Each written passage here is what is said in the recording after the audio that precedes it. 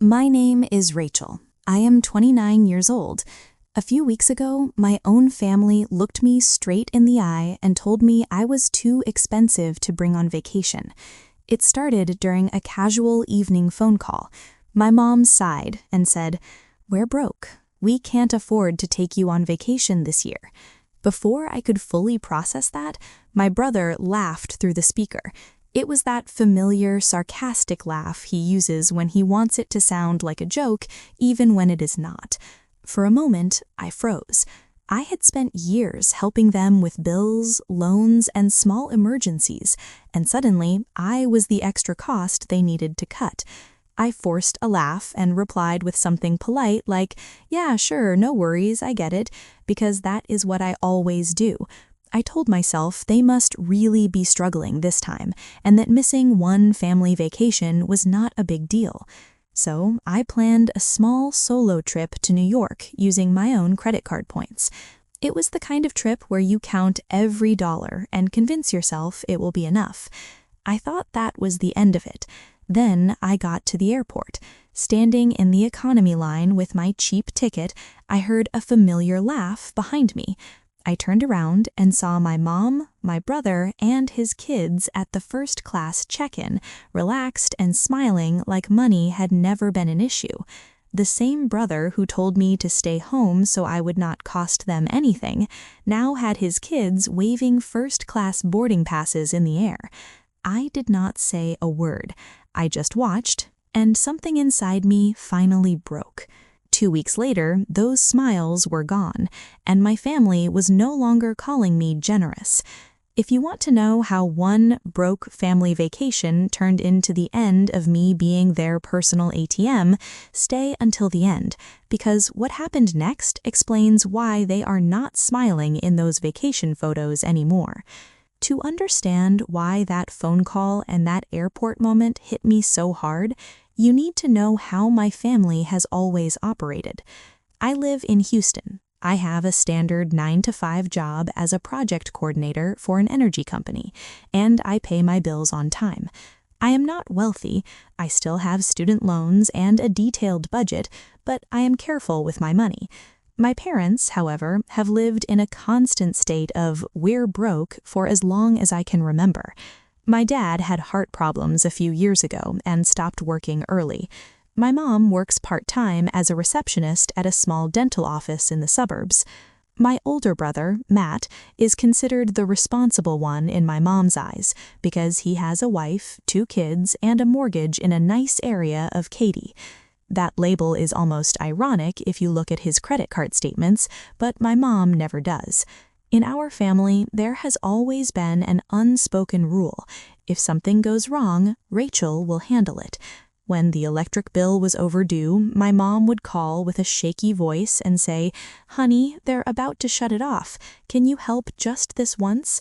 When Liam wanted to join a soccer league or Ava needed costumes for a school play, my brother would text, "If you could pitch in a little, it would mean the world. We're tight this month."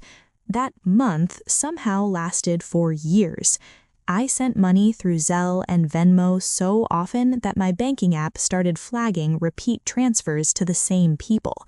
I cut back on eating out, buying new clothes, and even gym memberships so I could help my family. Every time I tried to save for myself, another urgent issue came up on their end. What made it worse was how they talked about my life.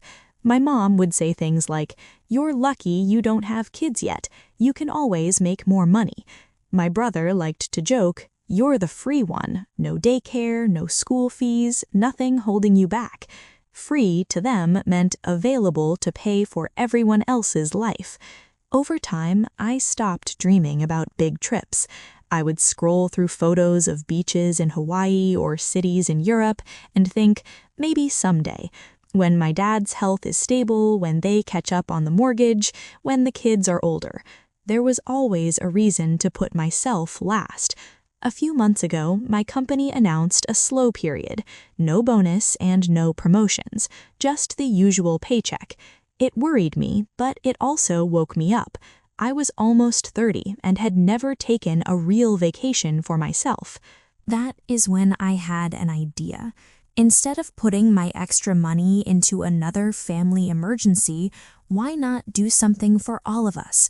I thought a simple family trip to Florida, somewhere with a beach and a pool, might finally make me feel like part of the family instead of just the backup wallet.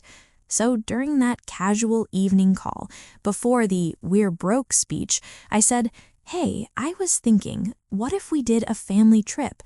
Nothing fancy, just a few days. I can help with some of the costs." I expected hesitation, maybe a "let's see." Instead, my mom replied instantly, "We're broke. We can't afford to take you on vacation." Then Matt laughed and added that it would save money if I stayed home, like I was just a number they could remove from the budget. Something cracked inside me, but I pushed it down. I told myself they were drowning financially and that I was overreacting. I convinced myself a cheap solo trip to New York would be enough. What I did not realize yet was that their version of broke and mine were very different. And the next time I saw them, that small crack was going to split wide open. A couple of weeks after that call, I stood in my small kitchen, packing clothes into a carry-on and telling myself New York was enough. No resorts, no all-inclusive deals, just a cheap round-trip ticket from Houston to LaGuardia, a friend's couch, and whatever I could manage with points and limited savings. I checked in online, saw economy on my boarding pass, and shrugged. That was normal for me. Middle seat, no early boarding, no extras. I told myself I did not care about first class or beach photos or coordinated family shirts. I took an Uber to Bush Intercontinental, wheeled my small suitcase inside, and joined the long, slow-moving economy line. It was a typical busy morning. Kids crying, people in suits arguing into phones, announcements echoing overhead. I rested my headphones around my neck and drifted off, thinking about pizza, Central Park, and maybe a discounted Broadway show. Then I heard a laugh that made my stomach drop. It was my brother's laugh, loud, deliberate, meant to signal how well things were going. At first, I hoped I was imagining it. Then I heard my mom say his name, and my body went cold. I turned and saw them, not struggling at a kiosk, not counting bills for baggage fees. They were standing at the first-class counter. My mom leaned casually at a sleek suitcase, wearing a new cardigan I had never seen before, holding a coffee like this was routine. My brother stood beside her, chatting confidently with the airline agent. His wife, Brittany, was taking selfies, angling her face just right. The kids stood close, excited, waving printed boarding passes like prizes. I watched Ava point at the sign that read "First Class" and ask, "Daddy, does this mean we get the big seats?" Matt smiled and said, "That's right, we're doing this trip the right way." And my mom, the same woman who told me they were broke and could not afford to take me, laughed and said, "After everything we've been through, we deserve something nice." I stood there in my worn hoodie, holding my economy boarding pass, feeling my face burn. There was no stress on their faces, no trace of the desperation I usually heard when my mom called about unpaid bills.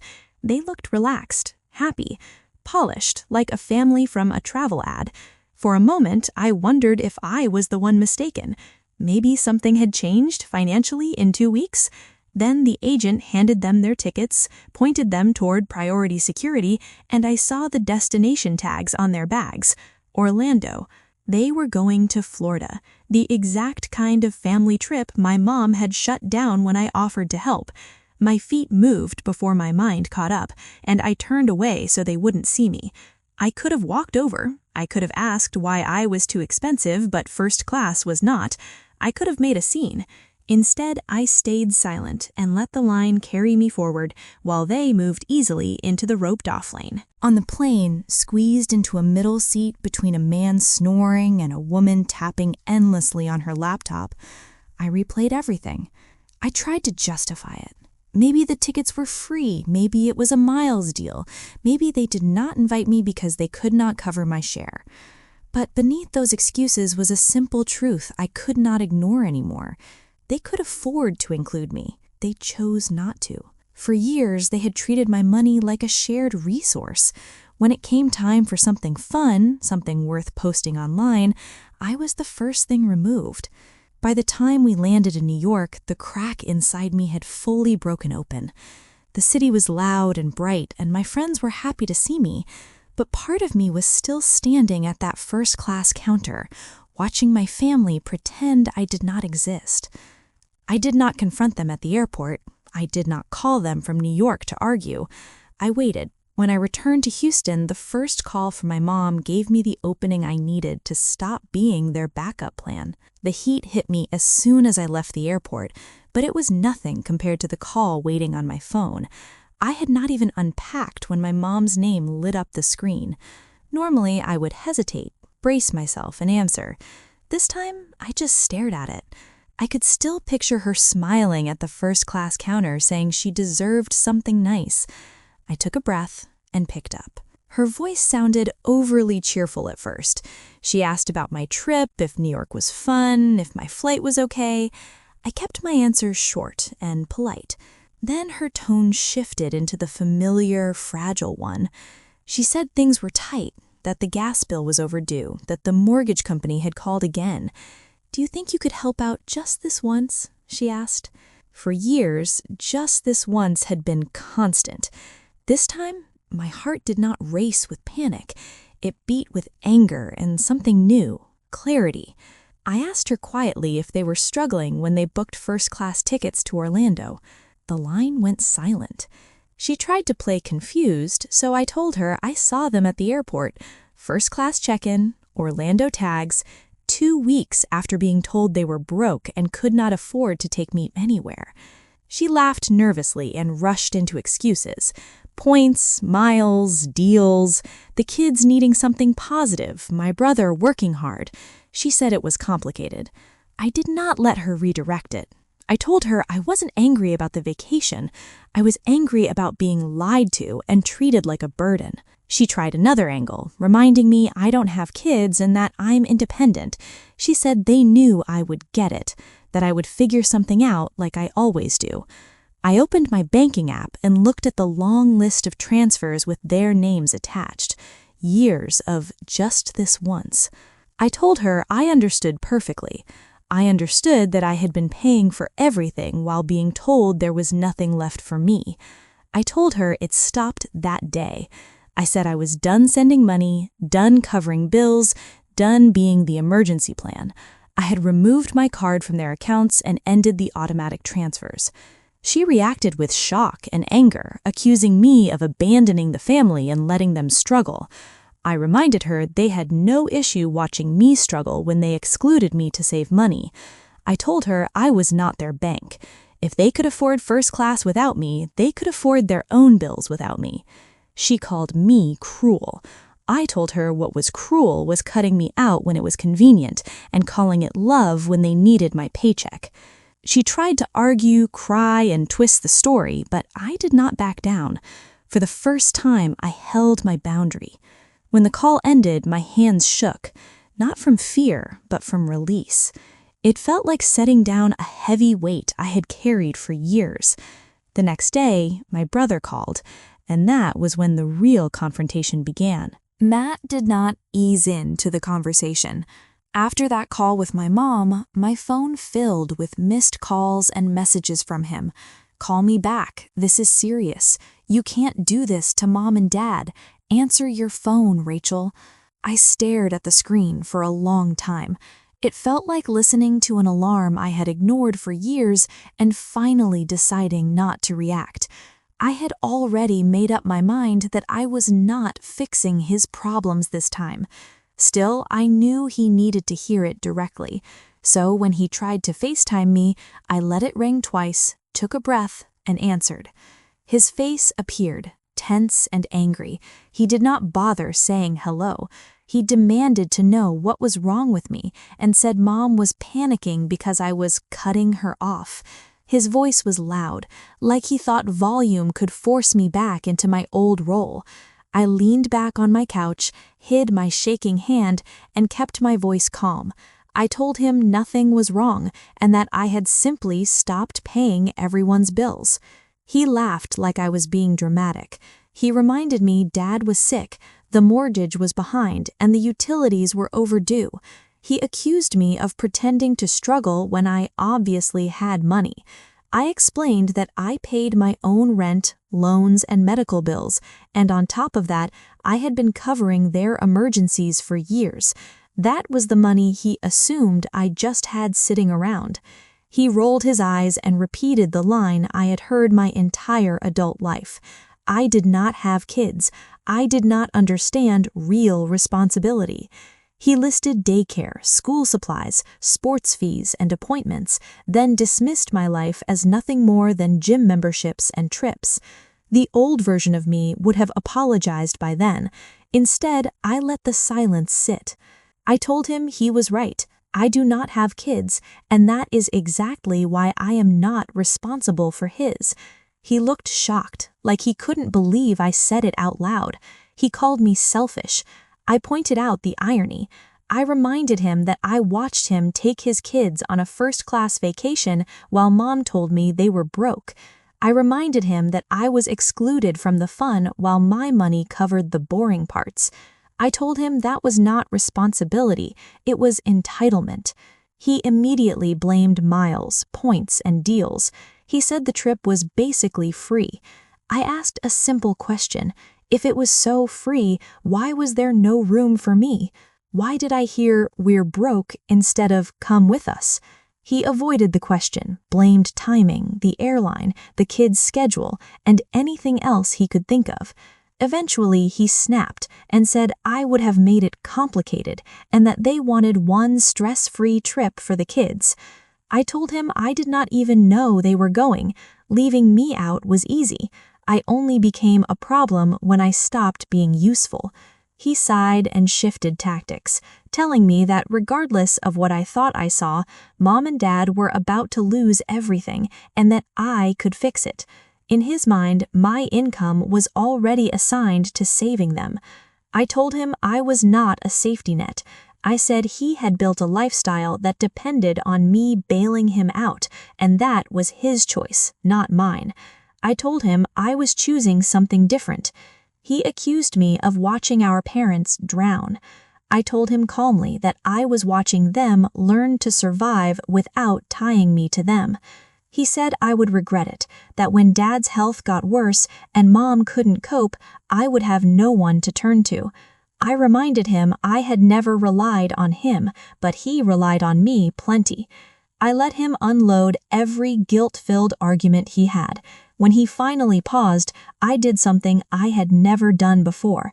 I ended the call first. After that, the messages kept coming. Long texts from my mom about being ungrateful, and short, angry ones from Matt saying money had changed me. I muted the thread. My apartment felt unnervingly quiet without constant crises filling my phone. But beneath that discomfort was something I had not felt in years: space. For the first time, my paycheck stayed in my account long enough to matter. I built a real emergency fund. I opened a small savings account labeled Future Trip. I cooked at home, drank coffee in my kitchen, and walked my neighborhood without a phone pressed to my ear. I slept better, not because life was perfect, but because I knew my money was there for me if I needed it. I thought setting that boundary would be the hardest part. I believed the drama would fade and they would adjust. I had no idea that within 2 weeks, the people who laughed at the idea of including me would face consequences they could not avoid. "We're broke" was about to stop being leverage and start being reality. About 2 weeks later, my phone lit up again, but this time it felt different. My mom sent a short message: "Call me when you can, it's important." No emojis, no filler. I hesitated. I reminded myself I could listen without fixing. When I called, she answered immediately. Her voice was exhausted, not performative. The bank had sent a final notice. They were 3 months behind on the mortgage. Medical bills, credit cards, and the vacation had pushed them to the edge. Foreclosure was on the table. This time, I did not panic. I asked when they missed the first payment.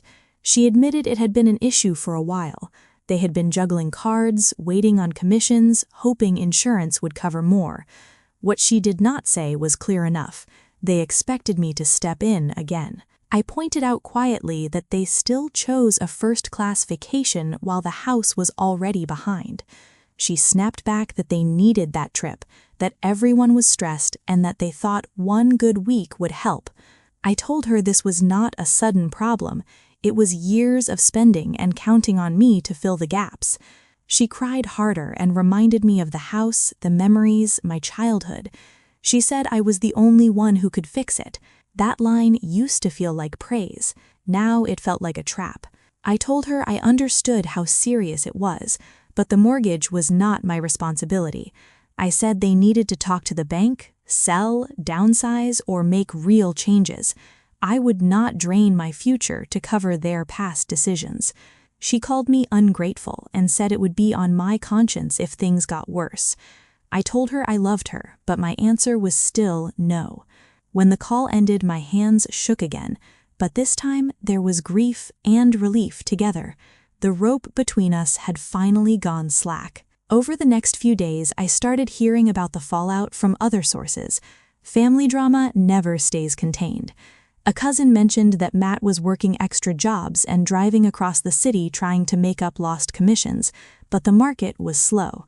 A friend told me Brittany was venting on social media, posting long captions about people turning their backs in tough times, alongside photos of half-packed boxes and takeout containers.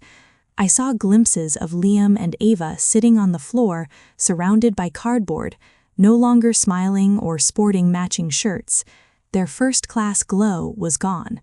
Posts showed a new reality, selling the SUV, canceling soccer and dance, cutting streaming services, and adjusting to a smaller home. One line stood out. We busted our butts and got judged for one nice trip. They didn't tag me, but I knew who it was about. A familiar wave of guilt tried to rise, the old reflex to help, to fix, to protect. But the airport memory returned vividly. The first-class counter, the jokes about deserving something nice, Matt telling me to stay home, my mom nodding along. That memory anchored me. For years, I believed if I stopped helping, they would hate me forever. Maybe they did, at least in that moment. Maybe they blamed me for every poor decision. But sitting in my apartment, seeing my bills paid and my plans slowly coming together, I realized something important. I did not create their financial struggles.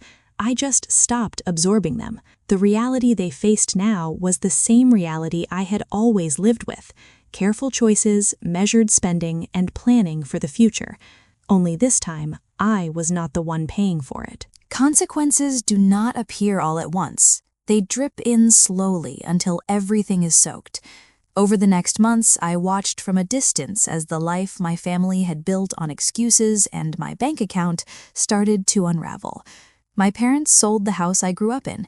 It was not a dramatic foreclosure, but the bank made it clear there were no more extensions.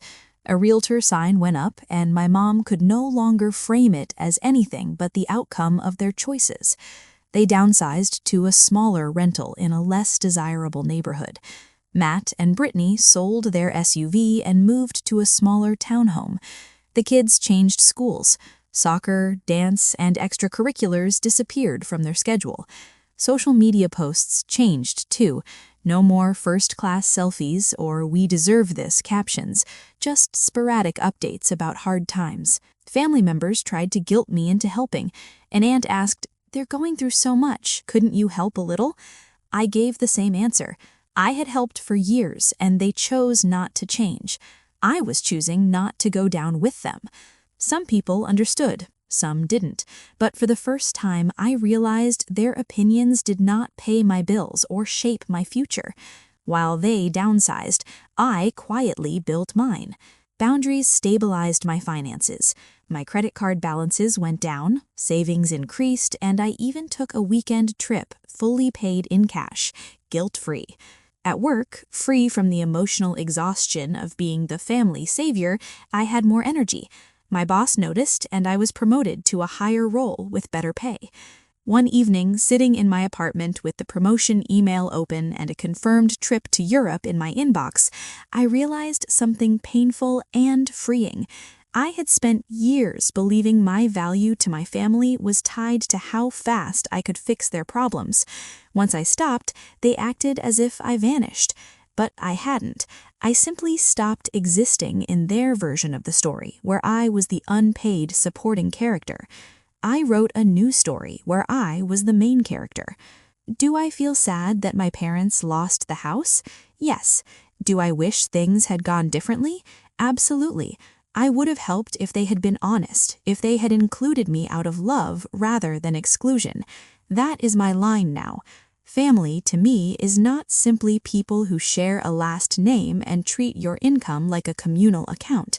Family is people who see your humanity, respect your limits, and do not only call when they want something. If you feel like the walking ATM of your family, if you only matter when you are sending money or transferring funds, hear this. Saying no does not make you a bad daughter, son, sister, or brother. It makes you a person with a right to your own life. Those who truly love you might be hurt or confused, but they will adjust. Those who only loved what you could give will fall away. And while that hurts, it also shows you the truth. My mom once said, "We're broke. We can't afford to take you on vacation." What she did not realize was that the real cost was how they treated me. I stopped paying that price. And for the first time in years, I am living a life I do not have to apologize for, neither to them nor to myself.